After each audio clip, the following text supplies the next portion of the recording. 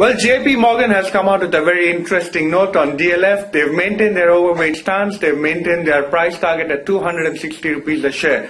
What are they saying and what is it that they're reacting to? JP Morgan is actually talking about DLF Limited's Hines stake buyout from Fairleaf. Now, what DLF is saying is that, what JP Morgan is saying on DLF is that, given the fact that DLF would be buying out the 52% stake of Hines in its office asset JV, that is One Horizon Center, close to 0.8 million square feet asset, and the valuation for this particular deal is at an equity value of 780 crore.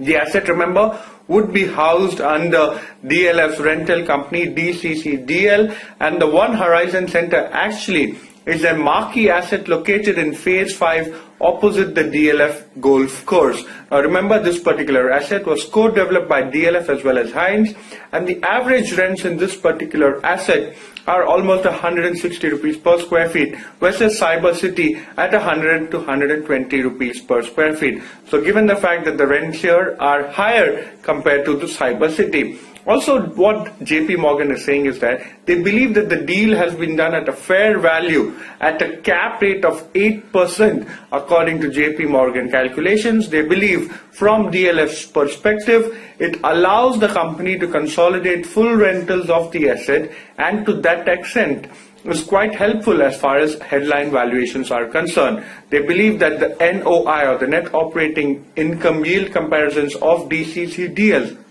with other rental companies actually miss out on the asset's proportionate rent contribution. As far as the transaction economics are concerned, what JP Morgan is saying is that they are estimating that based on forward rentals of 150 to 160 crore, the transaction imputes a cap rate of 8%, which is largely in line with the physical market rates and is actually quite higher where comparable REITs in the market are trading. Remember, comparable REITs in the market, as per JP Morgan, is trading at 7.2 to 7.5% of cap rate.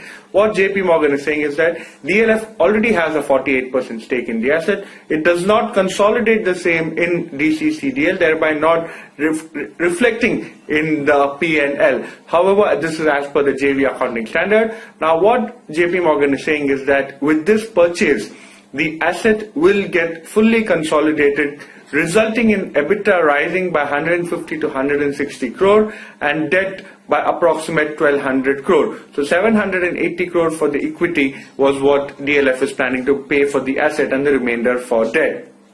Now what JP Morgan is saying is that the DCCDL EBITDA could rise by 4500 to 4800 crore. They believe that this particular assumption is quite okay, given the fact that it is based on the company achieving 3600 crore in exit rentals by Q4 21. Overall, what JP Morgan is saying is that the pre-sales trajectory going forward will be most critical for deciding the stock direction here on, as they believe that the fair value of DCCDL is now well imputed within DLF valuation.